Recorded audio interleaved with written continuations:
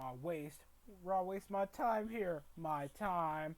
I want my close-up, baby. Don't waste. Raw wasted my time.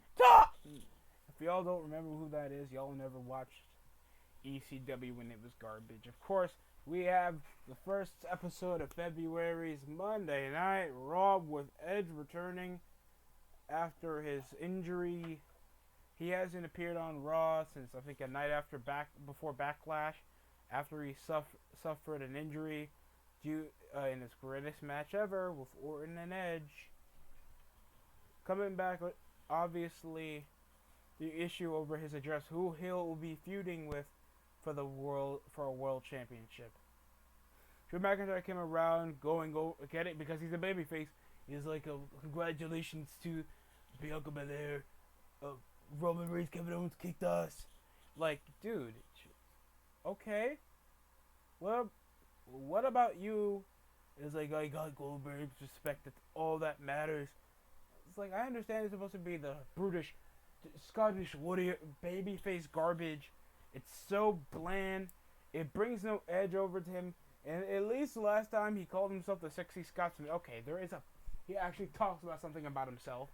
Other than coming with a stupid sword, with the stupid kilt, with the stupid little kilt designs on his freaking wrestling gear. It's garbage. It's stupid. And just a borderline generic promo. And at least freaking John Cena is a bit more expressionful. Like, he gets a bit of a crowd reaction whenever he's talking about something that happened after the pay-per-view. Even when he loses. Edge came over, issuing over, McIntyre reminiscing over his time over the business and talking about the time he retired. That was a poor episode for all of us.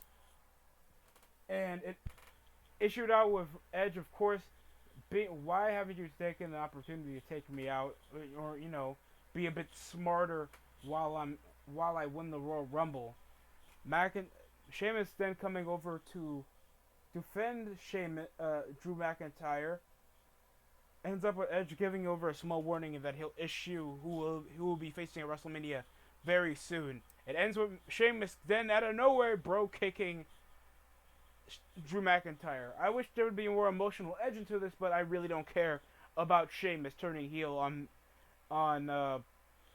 McIntyre. I think they wanted to pull the trigger, and I kind of brought this up before, and I think in a previous review, that I guess the constant focus for at least the storyline at least emphasizes over Sheamus turning heel, but it just felt like it had very low build, even though most of the focus that they had over it was during the time over when he was defending his case like during the time over Survivor Series to TLC. Now that's not the case. Sheamus wasn't even in the Royal Rumble. He didn't even appear to help out Drew over the course of the matchup with Goldberg, so there's like no point. Oh, by the way, remember when Randy suffered first-degree burns? He suffered bandages and he showed expressive burn marks 5 days before the Royal Rumble RKOing Alexa Bliss. Somehow, Orton, when he was coming in at the number 2 spot, was like, maybe some Old Spice body wash and some nice out face care takes care of first-degree burns that could last for months. They can't even sell injuries right. And you're telling me that I have to care about Randy Orton rekindling his rivalry with Edge? Oh, but there's still a focus over with his storyline with Alexa Bliss and The Fiend. At least they're doing multi-focused storylines. Other than that, it was a boring way how to open up the show. We also had, of course, Bobby Lashley defending his United States Championship after a three-way gauntlet against the Hurt Business that had Shelton and Cedric obviously struggling to coexist, costing a surprise roll-up, a submission hold, a knee bar on MVP, costing the Hurt Business to get Lashley for a title shot right after the Rumble. Don't know why you couldn't have that during the Rumble, but we had to make time for 2 Rumble matches. I still disagree with the concept that there have to be 2 Rumble matches. As the concept as it may, I think you can still sell a pay-per-view with 1 solely focused gimmick match. You can sell a pay-per-view with one Elimination Chamber. You can sell a pay-per-view with one Hell in a Cell. You can sell a pay-per-view with one Rumble match. A Royal Rumble match at least averages an estimate of over an hour and a half. No one's going to stand by 2 Battle Royals in a 4-hour pay-per-view, folks. I'm just saying, man. It's just a bit dumb. It's too forceful to just get everybody a semblance of screen time. You can call me a sexist all you want, man. But just understand, it's just a business standpoint. No one's going to be watching a pay-per-view that long. Next up, we had a backstage segment with, the match ended up with, Bobby Lashley ending in a DQ over holding, Riddle in a full Nelson across the ropes for way too long, causing a 5 count. After it looks like Riddle kept trying to slam out of the full Nelson for most of the match, and he gets so destroyed, he gets tossed out over the barricade, completely out cold until commercial break. Underwhelming way to finish over the match. Over most of the course of Riddle getting overly overnumbered by the freaking Hurt Business. Riddle gets no semblance over an attitude. Hardy doesn't come for the numbers game, even though technically they semblance, I think it was just a one-off tag team. It's just, feels so bland, and it's supposed to be like, oh, Riddle's getting outnumbered. Doesn't feel like it, and he doesn't behave like, okay, the Hurt Business keep trying to, screw me over or something like this. The storyline's not going anywhere. It just makes Lashley still look threatening, even though he loses over a DQ finish, so they're practically just going to make this a submission match, I guess. Thinks he works on his upper body. They got to give him the full Nelson. Xavier Woods faces off against Mustafa Ali, 1-on-1 with Kofi Kingston in his corner. Obviously, still, I guess, nursing his jaw injury that he suffered from before against the Hurt Business for the World Tag Team Championships.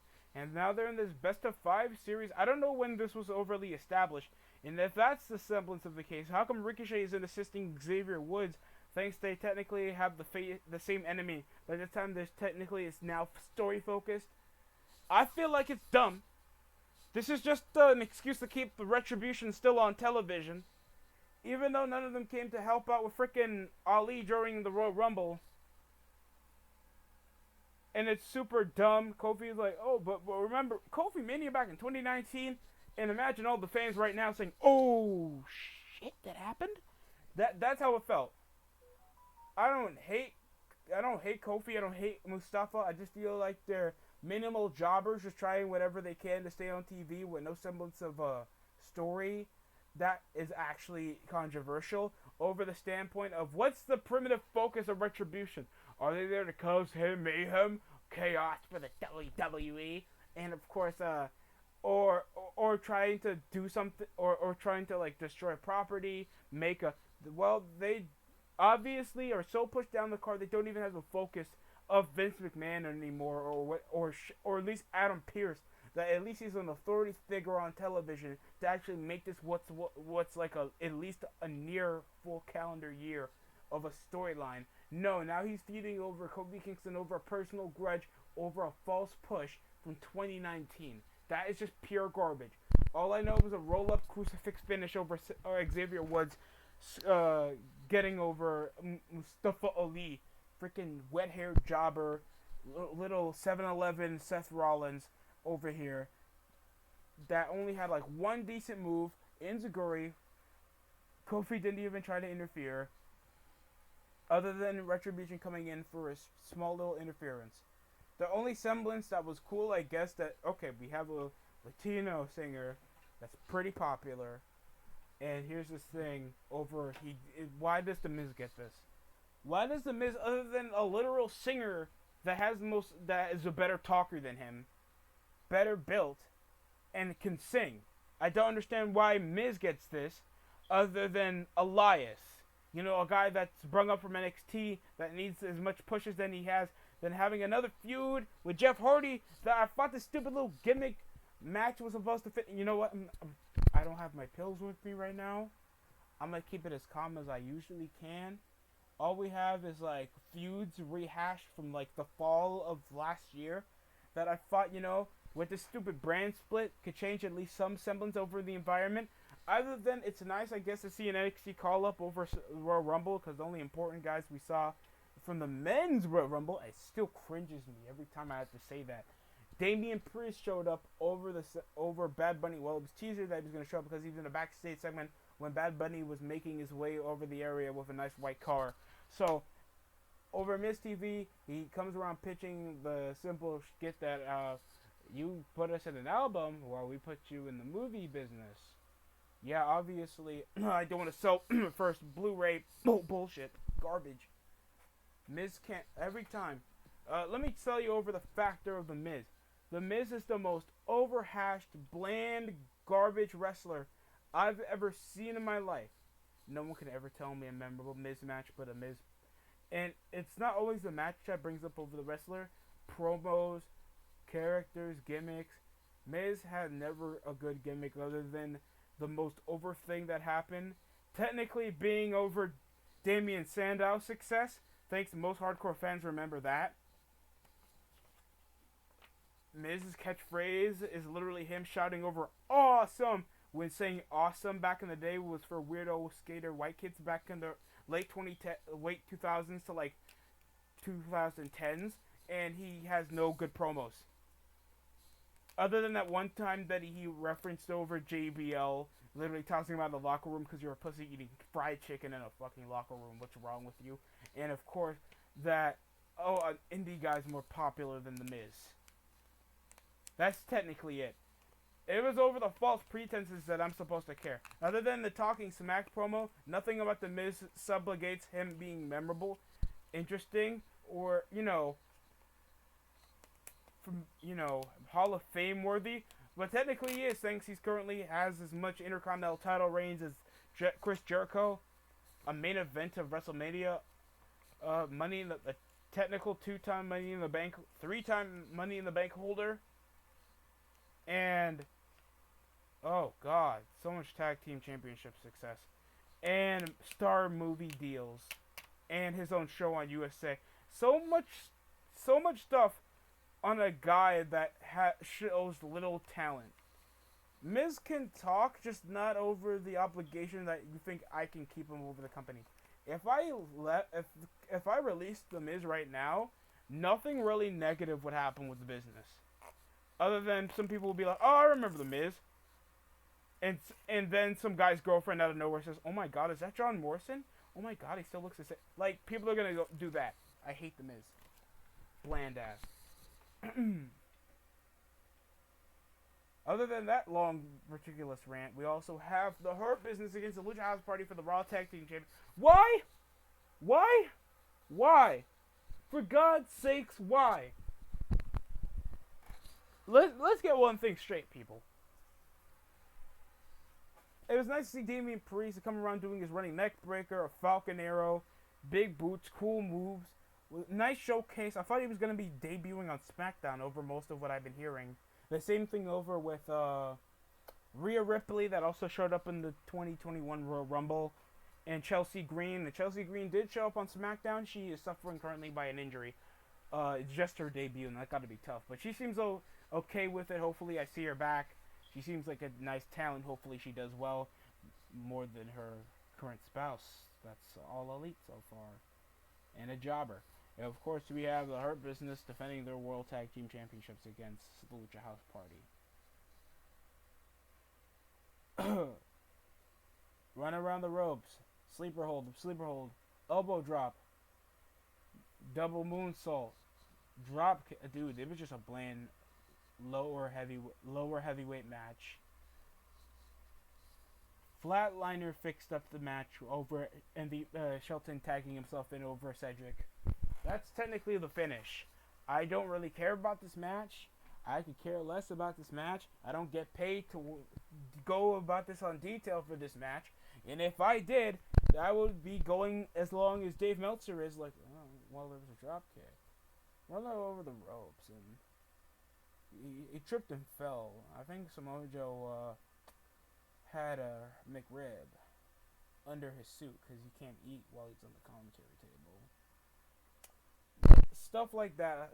Jesus Christ. At least Brian Alvarez sound like a screaming 15-year-old. At least I can get entertained off that while Vinny's choking on his own neck fat. That's why I watch Brian and Vinny more than freaking Dave Meltzer. At least they have a semblance of chemistry.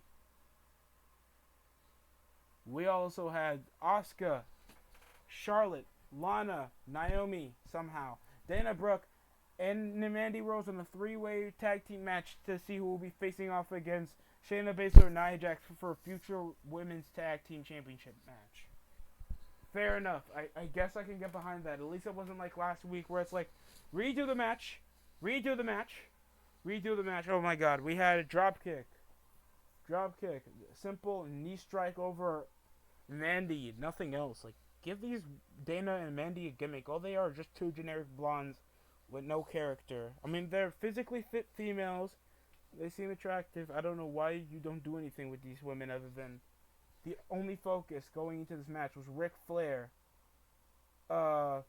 with Lacey Evans came in to distract Charlotte, taking her away from the match.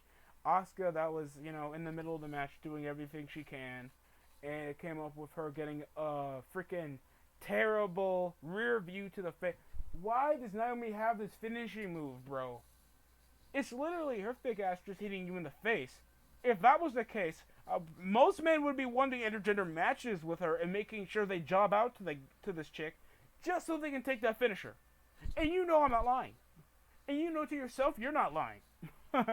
Oh, God. So garbage. We also had, of course, so it'll be Naomi and Lana to earn a title shot. With, of course, Lana not even being the reason why they won. Carlito returns to Monday Night Raw over near, a decade? Over making his 6th Rumble appearance since 2010. Carlito returns in the tag team with a former rivalry he used to feud with for the Intercontinental Championship a lot. I remember those matches back on Raw with Jeff Hardy against Jackson Ryker and Elias. Something's really not good with that. Like, I thought they ended it with the stupid gimmick match, and yet they're feuding just so they have Elias something to feud with. You see why this brand split doesn't mean anything? You're gonna see the same matches. Oh, and people want to have a forceful reason because you have an obligation for some competition. Just make an entertaining show. No one really cares about the semblance over a competition. Just make an entertaining televised program. You guys have Raw, SmackDown, and that's combination over 5 hours with NXT. No one really cares that you have good work rate. I just want to see an entertaining television show with some wrestling and some entertainment. Oh my god, man. I don't want to see Ryker Hardy in the same ring again, dude. Carlito did decent, looked great. Drop kick, counters over with an elbow. Ryker was looking pretty cool. Backstabber plus the Swanton Bomb get the finish. Looks great, nice return win, but it ends up with Elias still jobbing out again. Not even ending it over with a DQ with a guitar. With Carlito versus Elias to be a feud. Even though that would be a nice return for Carlito and at least some experience over for Elias for some storylining, but we don't do that anymore. We also had Alexa Bliss versus Nikki Cross. Again, like we did last year. I'm telling you, bro. I think they're like Randy Orton versus Edge. Alexa Bliss versus Nikki Cross. Jeff Hardy in another match involving Elias. Lana, Dana Brooke and Mandy, Asuka and Charlotte in the same ring again. Oh, and Riddle versus Lashley. Nearly most of these matches have been the same in whatever jobber facing off against Xavier Woods from Retribution. Like, God, stop it, bro. The major story, I guess, of the match was going into Edge, like Randy came around over a stupid random promo, and it's gonna make sense in a moment. It's gonna make sense in a lot of moments because these storylines interlap with each other. You know what I'm saying, man? Because we think outside the box, look. In fake fighting storylines, you need to think outside the box, and it ends with freaking Orton just coming out of nowhere after literally McIntyre Edge looked like he caused a threat with after Sheamus explained why he turned heel. He's not a best friend. All he wants to focus on is the WWE Championship. Orton come around saying, "I did this for your family, love." They kept interlapping like when, like when. So Edge now, Randy wants a piece of Edge again. Over punting his head over the skull, and it's just a reason to just have Randy a reason to wrestle. Even though the guy already done enough as he can, you can sell him over a pay-per-view. You don't need to have him wrestling over the main event.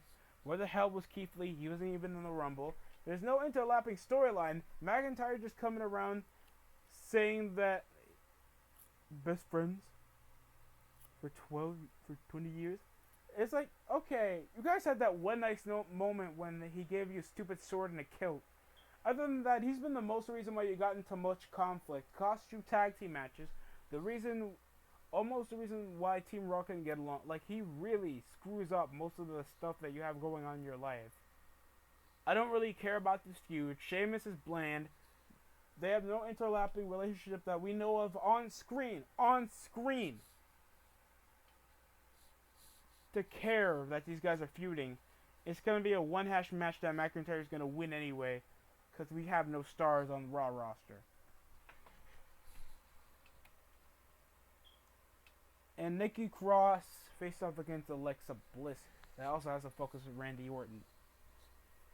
And Nikki Cross like, Lexi, we're supposed to be friends, but this is you. And I accept that. I'm still going to kick your ass. Damn, bro. I don't really care. The only reason why their first match was good was because Alexa was playing over the emotions, acting like a good actor. She was just doing the supernatural stuff, changing over her real clothes. Then they just do a lockup again. Right hand punches, trying to do the mandible claw. It ends with Alexa Bliss finishing it with, I think, Sister Abigail. I guess it was a bit interesting. Orton would come out later as soon as she was trying to make her leave. I don't really care. Nikki Cross is just doing the job, and that sounds depressing. Randy faced off against Edge to rekindle their iconic rivalry from last year. God damn, every time I hear Tom Phillips' voice, it just feels like I should be taking estrogen pills. So, we also have our main event. The Rated R Superstar faced off against Randy Orton. The match was just as bland as you can cut it. We had an execution, near fall. I think there was like a few botches or some slips that was going on with Randy. Crap drop kick. There was a toss over the bottom rope to shut the throat of Randy. Then the lights came off. It was Alexa with a bloody mouth, and Edge comes with a spear to win the match. Well, Edge comes up with some momentum. Randy's still focusing over two stories, I guess, with both Alexa Bliss and Randy. But I feel like one's going to be dropped out, and that's probably still going to be the Alexa Bliss and Randy crap. Raw was lackluster after a pretty good pay-per-view from 2 nights ago. And as soon as I thought I had hopes for a post-show, where was Garza, Humberto, Ricochet, Keith Lee, we had a bunch of jobbers that was having the same matches that they've been having since last year. No interesting interluding storylines. McIntyre's looking as irrelevant as it can be, and people think that we still need the stupid brand split. The Hurt Business are just facing off against people like the Lucha House Party, thinking that they still have an issue coexisting. Dude, it's just getting as forced as it can be to have some reason to have these guys still on television, or at least trying to break off some stuff that's actually making Raw watchable. It's dumb. If I were you, I would fire most of these people for guys that even showed up on the Rumble for probably a full reason, like probably for a contractual reason, or just a one-off appearance. Like I would return back, frickin' Christian, Molly Holly. I don't think she was there. Jillian Hall, Victoria, Mickey James, and give them all most of the screen time because at least people know who they are.